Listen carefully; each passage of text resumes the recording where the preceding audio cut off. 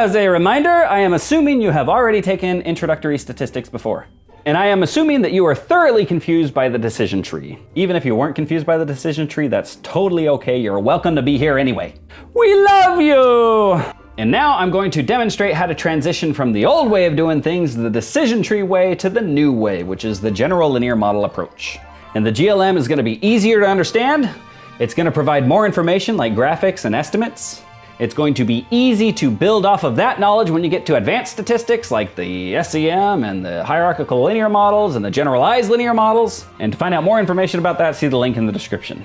But in this video, I'm going to cover the t-test and the ANOVA as well as a related t-test. And just as a reminder, let me be emphatically clear. I don't care what you call it. I don't care about calling it an ANOVA or a t-test. But your teachers, your supervisors, other scientists might care. And so because of that, I have to give these useless names. So again, we have a t-test when we have two groups, male and female, treatment and control.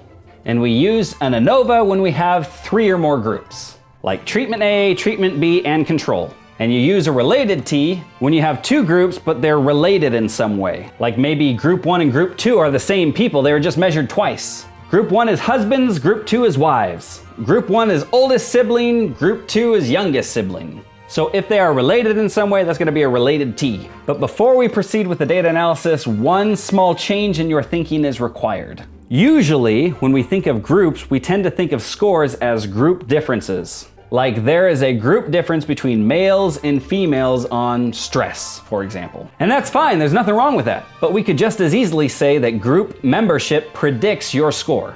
So being male predicts your score on stress. And whether we say it predicts your score or there are group differences on that score, it doesn't matter, it's just semantics. Honestly, math doesn't care what you call it. By the way, math has feelings. I hope you're kidding me. Or for those European friends of ours, we say maths have feelings. Why is that pluralized?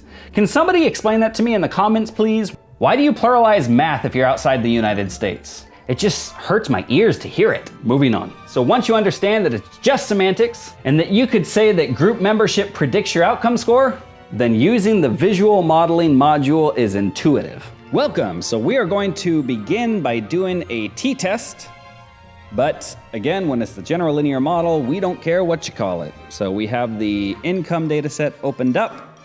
And we're going to jump right into the visual modeling module. For this series, we're only going to do linear modeling. And now that we're here, the first thing we're going to do is we're going to look at income after. That's really the thing that we're interested about, or that's really the thing that we're interested in. We want to see how much money they made after the seminar. And we've got graduate here, which is a sample consisting of those who graduated versus those who did not graduate from graduate means either you're a high school graduate or you're a college graduate. So maybe this was a sample that was particularly targeted at young people, some who hadn't yet graduated and some people who had. And we're looking at the income that they'd made or something like that. And then if we go down to results displays, I would recommend clicking on univariate just so we could see not only the model plot right here, but we could also see the univariate plots. And so it looks like we have about equal proportion of people who are college graduates versus high school graduates. And then the income ranges from, I don't know, maybe that's 30,000-ish up to 100,000. Yeah, because these are expressed in thousands of dollars, so 100 is $100,000. And so nothing terribly surprising there. We would expect, I mean, it would be odd if we saw something like negative 100 or something like that. That would be kind of weird because you're not supposed to have negative income. Yeah, of course you could be in debt, but anyway, that's beside the point. So now that we've got the univariate plots that we've looked at, let's go ahead and look at this model plot that we have here. Now, remember, this is just a scatter plot, except rather than everybody who was a college graduate having the same score on the graduate variable, we've kind of shifted them off to the side so you don't have so much overlap. So the college graduate, that middle line right there, or that middle dot, middle red dot is the mean. So it looks like we've got maybe a 70,000 income for those who are college graduates, whereas high school graduates, maybe a $60,000 income.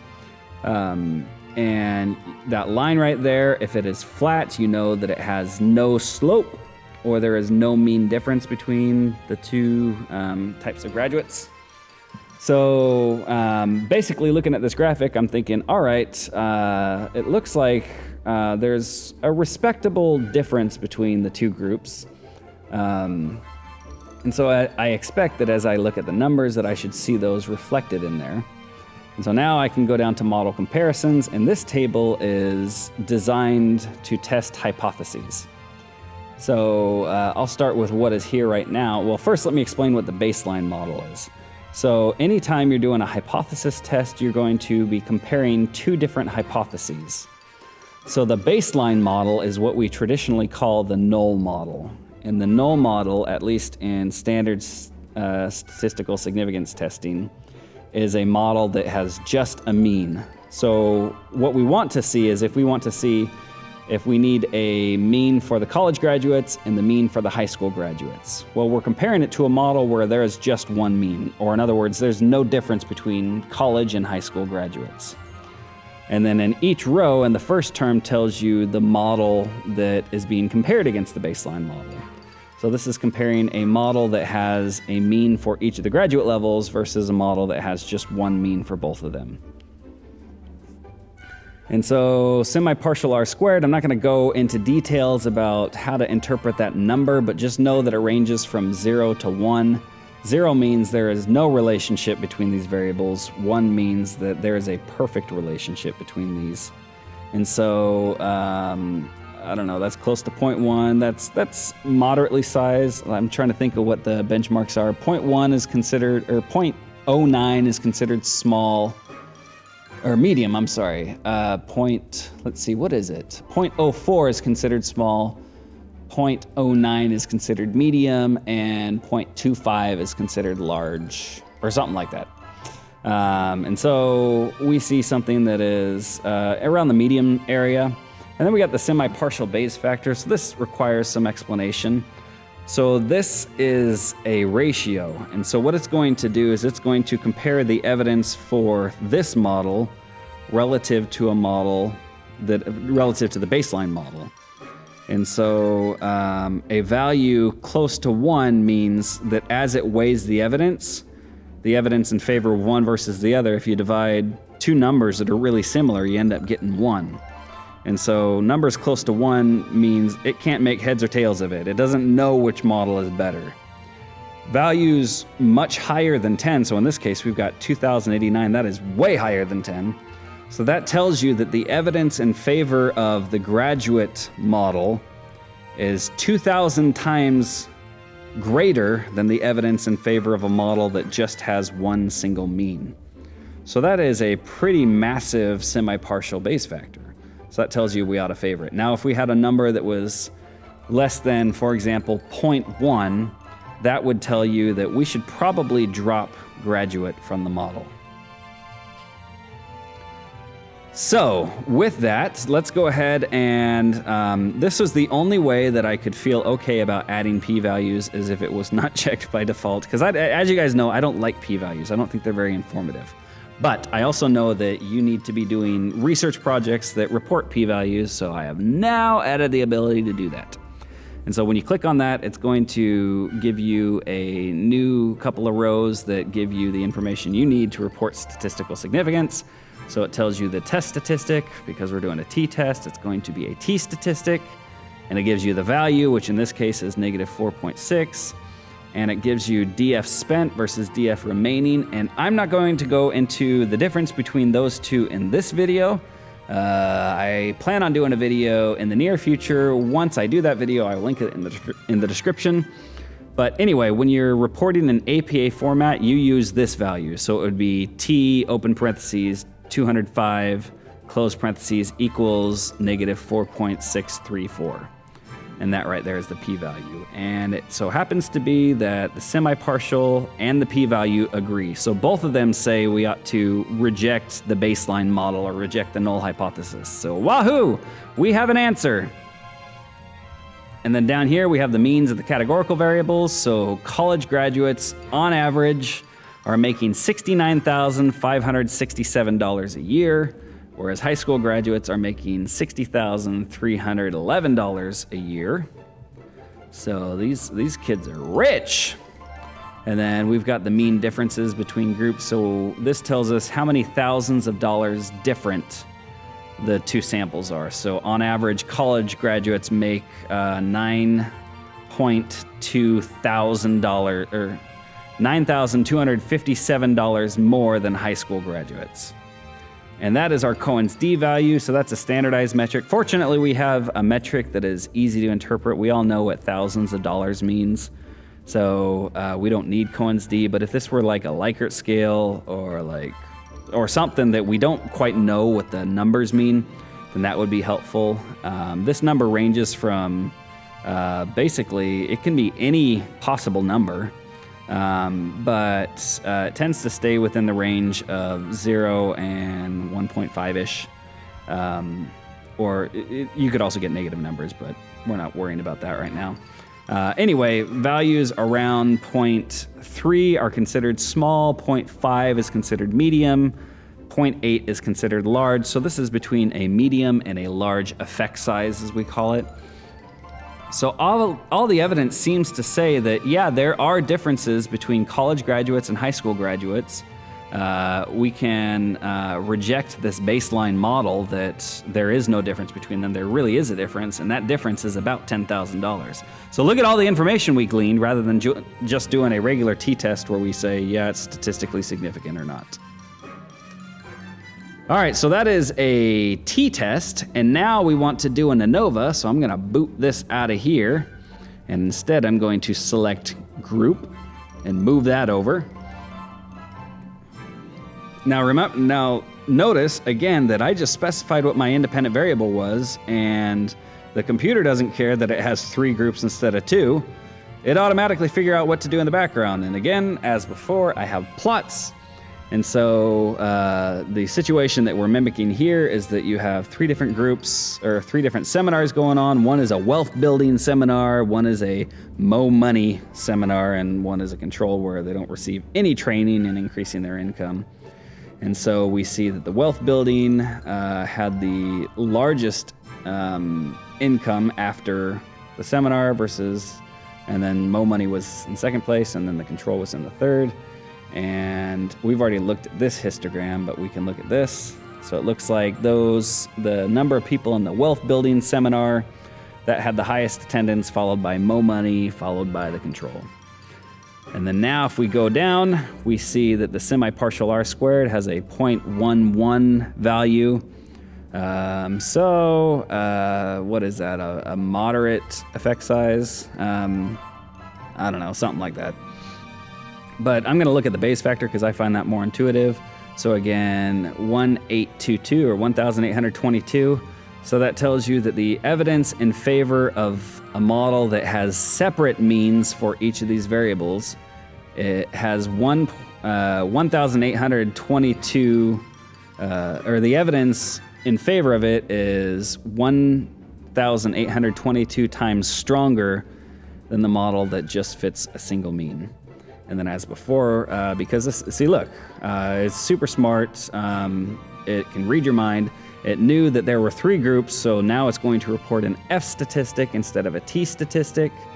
And its value is that. And now when you're reporting in APA format, you're going to go F, open parentheses, 2,204 is equal to 13.473. So when you're doing an F statistic, for some reason, APA format has you report both degrees of freedom.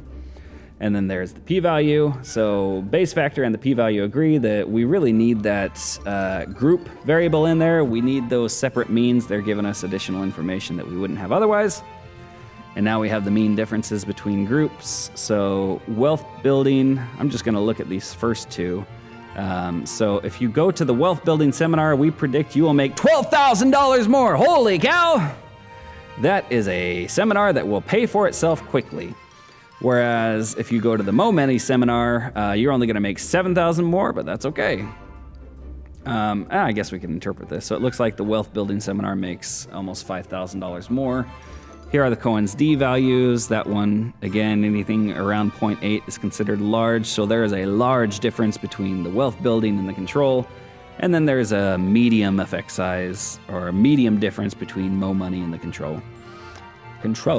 I said that all accented and stuff. All right, so means of categorical variables, and that's the mean income within each group. So the wealth building, on average, they made $70,000. So that's the basics of doing an ANOVA in JASP using the GLM approach. And now we're going to do some trickery here. We're going to go ahead and look at a related t-test. Now remember, a related t-test means that people were measured twice, or that you have sibling A, sibling B, or husband and wife. There's some reason why your data are correlated. And so we've mimicked that situation. We've got an income before and an income after. But in order to do the t-test, we need to do some data manipulation. So to do that, I'm going to click on this arrow right here, which when I do that, it's going to show us our data. And now what I want to do is I want to create a new income column, or an income difference column, that just subtracts the before from the after. So I'm gonna click on the plus button here, and that allows me to create a column that I compute. And so I'm gonna call it income underscore difference. And then, so you're gonna get something like this, and what you're going to do is you're gonna put the variable income after first, and then you're going to click on this negative sign to indicate that you're going to subtract from income after their income before, and then you're gonna click on compute column. And so now that will give a bunch of values that indicate how many thousands of dollars different you had after attending the seminar. And so now that we have created our new variable, income difference, now we can go back to visual modeling and then click on linear modeling. And now we have a new variable that shows up, income difference. And so at this point, it's super easy. All you have to do a related t-test is you click on the variable that indicates your differences. And so now we get a plot like this that doesn't have two groups. Instead, it just has one. And so we would expect that if the seminar didn't make any difference, we would see all these scores hovering around 0. But you'll notice that all these scores are positive, every last one of them. And so now we can look down here and look at the various statistics associated with that. As before, I'm going to show you how to compute p-values. Again, results display and then show p-values. And now, just as before, it has two columns. But now the baseline, instead of saying mean model, it says zero model. Zero model means that instead of fitting a mean to the data, it's going to assume the mean is equal to 0. And so this is going to compare a model that has a mean of, I don't know, it looks like, it shows right here, 4.92 or 942 to a model where the mean is actually equal to 0. And as before, if we look at the semi-partial Bayes factor, this is 4.68 with 130 something zeros following that. Holy moly! So the model in favor of the difference not being 0 is massively more supported than a model that assumes the difference is equal to 0. And now if we move over, this is our t statistic, but this is a related t statistic. And the value for that is 61.958. DF spent, so we spent 1 degree of freedom. In other words, one way of saying that is that we estimated one mean. This is going to be equal to the number of parameters that model estimates. So we estimated one mean, and 206, if you're reporting this in an APA style format, you would say T open parentheses 206 close parentheses is equal to 61.958. That value is, by the standard definition, statistically significant. P is less than 0.05 and quite a bit less than 0.05. But again, I favor the Bayes factor. The Bayes factor is whopping. And so now we have the mean, which is actually informative. So going back to what these values represent, remember this is in thousands of dollars. So the difference before versus after attending the money building seminar is $5,000, almost $5,000. So is it worth it to attend this seminar? Absolutely. It's gonna mean you're gonna make $5,000 more. And by the way, this is, I'm not gonna get into the details of this. This is an average effect across all seminars. So this is kind of averaging the Mo money and the wealth building and the control. But on average, pre versus post, you're going to grow in your income by $5,000. So that summarizes the new way of thinking about and doing t-tests, ANOVAs, and related t-tests. In the next video, we're gonna cover regression and correlation. And we might even do a chi-square.